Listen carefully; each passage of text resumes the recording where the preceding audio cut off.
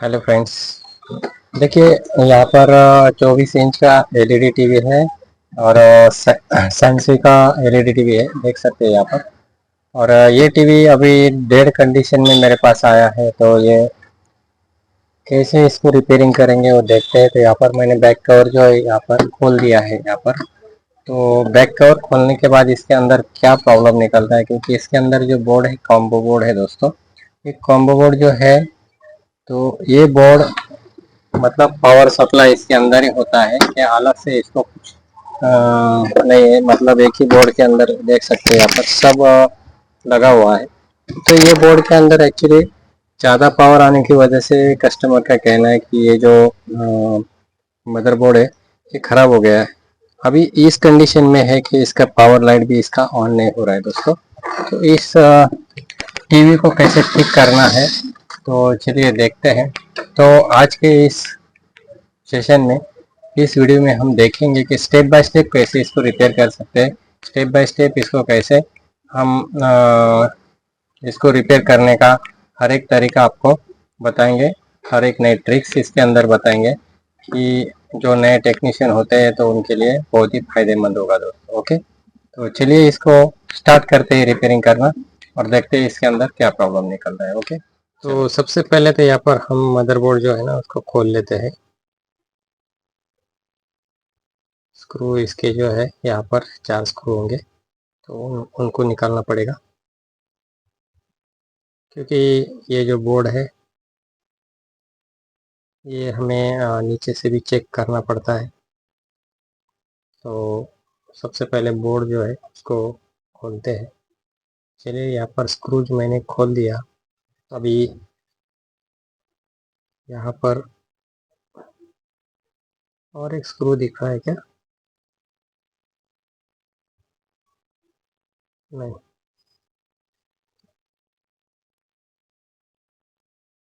कहाँ अटक गया?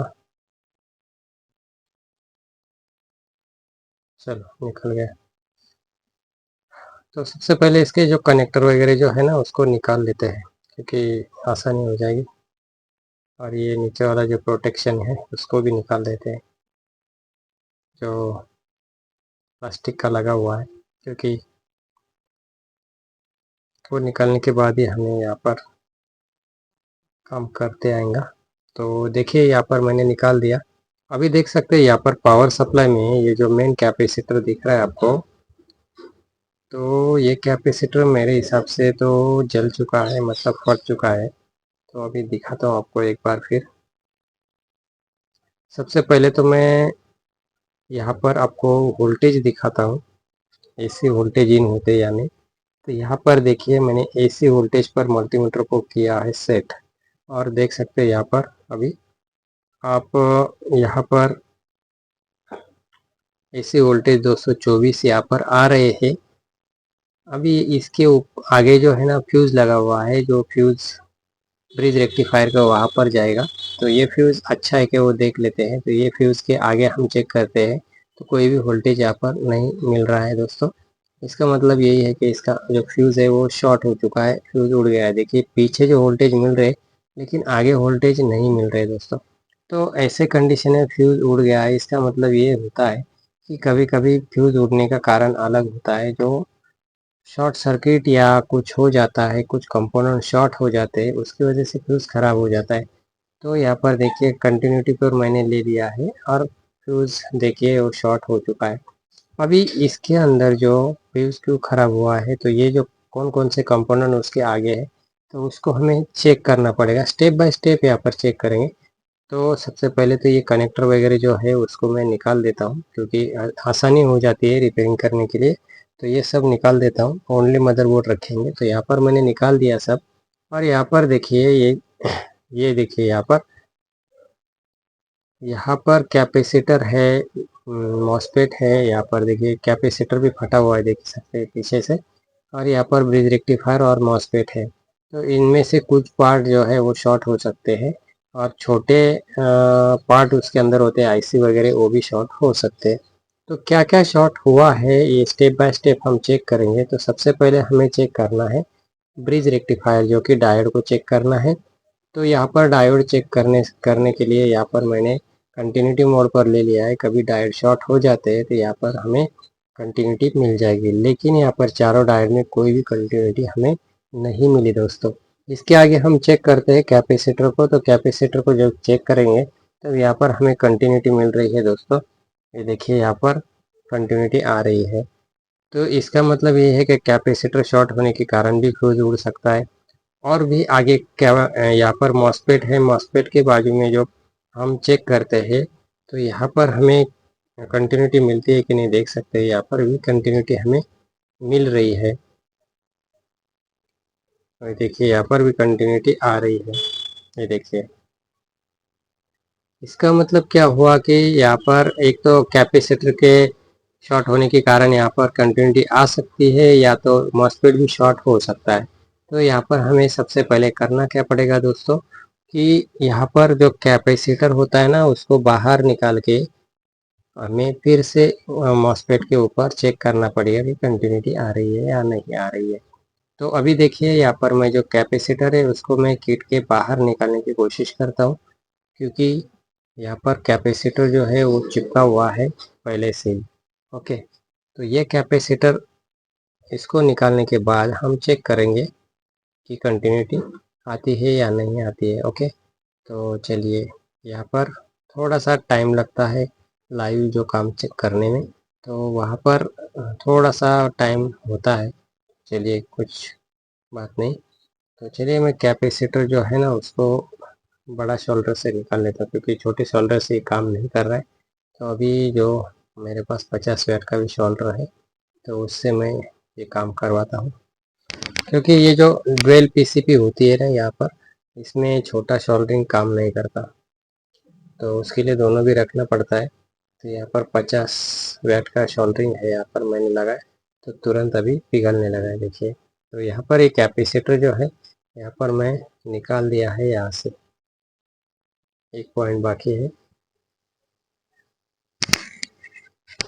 तो ये कैपेसिटर देख सकते हैं यहाँ पर ऑलरेडी ये खराब हो चुका है और शॉर्ट भी हो चुका है। देखिए यहाँ पर पीछे से फूट चुका है और ये शॉर्ट होने के कारण भी फ्यूज उड़ता है।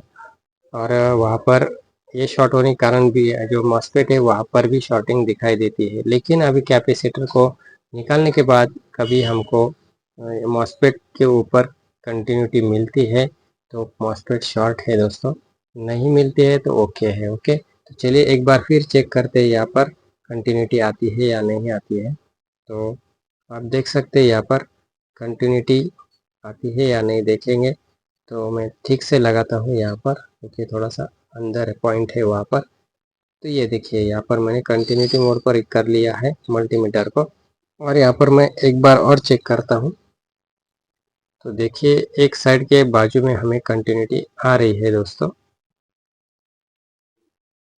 ओके, तो ये कंटिन्यूटी आ रही, इसका मतलब हमारा जो मॉसफेट है वो भी शॉर्ट हो चुका है दोस्तों। मतलब इसको भी हमें बाहर निकालना पड़ेगा। तो चलिए इसको भी बाहर निकालते हैं। ओके, तो ये बहुत ज़्यादा शॉर्ट सर्किट होने के कारण ऐसे प्रॉब्लम हो जाते हैं, और बारीक बारीक आईसी वो भी शॉर्ट हो जाते हैं। अभी हम मॉसफेट बाहर निकालने के बाद और जो कंपोनेंट है वो चेक करेंगे कि इसके अंदर और कुछ पार्ट जो है वो शॉर्ट है या नहीं है। तो फिर उस हिसाब से हमें वो काम करना पड़ेगा। ओके, बहुत ज़्यादा पार्ट शॉर्ट है तो उसको हमें किस तरह से रिपेयर करना है वो देखेंगे। और ओनली यहाँ पर बी और कैपेसिटर के ऊपर हमारा काम हो जाता है तो उसके ऊपर हम काम करेंगे।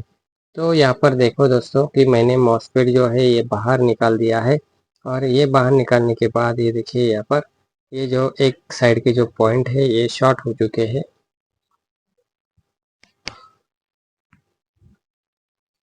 तो एक बार मैं आपको बाहर निकालने के बाद भी एक यहाँ पर चेक करके दिखा देता हूँ कंटिन्यूटी मोड पर लेके।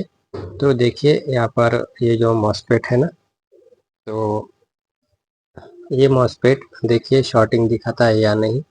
कभी कभी ऐसा भी होता है ये बाहर निकालने के बाद शॉर्टिंग नहीं दिखाई देगा, क्योंकि किट के अंदर भी शॉर्टिंग होती है। तो यहाँ पर ये कंटिन्यूटी आ चुकी है इसके ऊपर, तो इसका मतलब यही है कि ये बी भी शॉर्ट हो चुका है दोस्तों।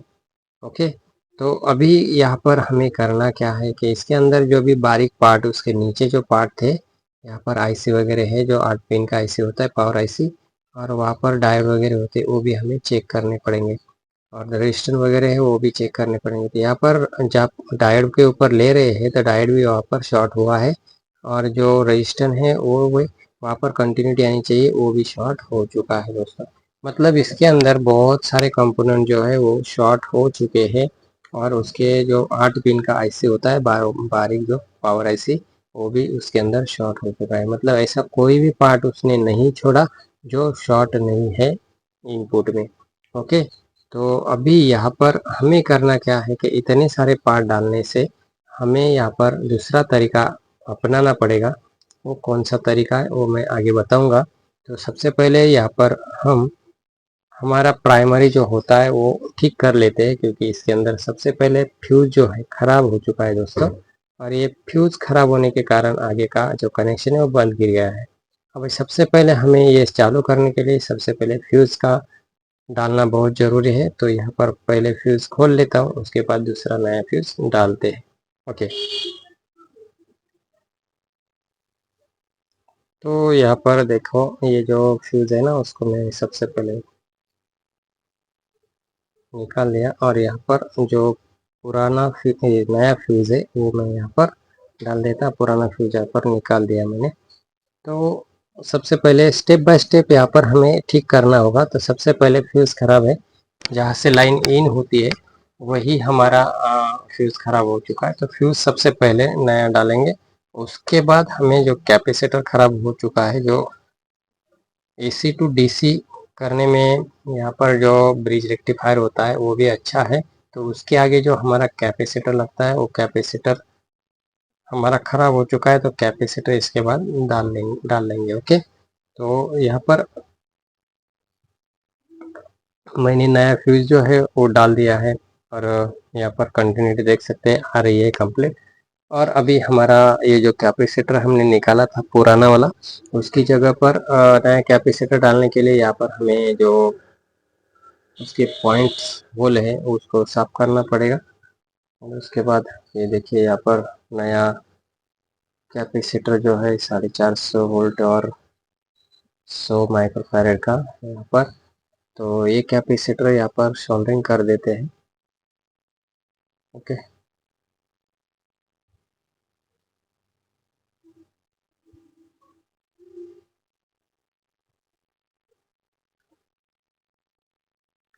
तो ये कैपेसिटर यहाँ पर मैंने दोनों पॉइंट जो है अच्छी तरह से सोल्डरिंग कर दिया है। और अभी हम यहाँ पर 300 वोल्ट इन होना चाहिए हमें।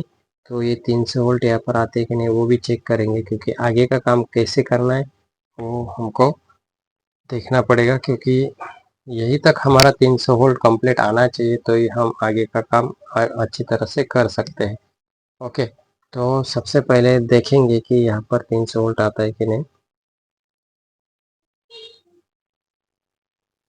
तो अभी मैंने यहाँ पर वो कैपेसिटर को लगा दिया है, और यहाँ पर देखिए चेक करते हैं यहाँ पर। तो 350 वोल्ट यहाँ पर आ चुका है दोस्तों, नो प्रॉब्लम। देख सकते हैं थोड़ा सा चमक रहा है ना, तो थोड़ा अच्छा ऐसा। ओके, इस तरह से मैंने सेट किया है। अभी देख सकते हैं 337 वोल्टेज यहाँ पर आ रहा है। मतलब यहाँ पर जो सर्किट है हमारा ओके हो चुका है। और यहाँ पर जो यहाँ पर ये जो मॉसफेट है 524, सॉरी मॉसफेट नहीं है, ये जो मॉड्यूल है 524 का, ये 524 का मॉड्यूल हमें यहाँ पर लगाना है, और ये किट चालू करना है। तो ये किस तरीके से लगाया जाता है, कैसे लगाएंगे, ये पार्ट 2 में हम देखेंगे, क्योंकि वीडियो बहुत ही लंबा हो रहा था। तो इसके लिए मैंने यहाँ पर 2 पार्ट बनाए हैं, पार्ट 1 और पार्ट 2। तो इसके पीछे आपको पार्ट 2 मिलेगा, तो उसको देख लीजिएगा, और ये टीवी कैसे चालू होता है वो देख लीजिएगा। Okay, thank you.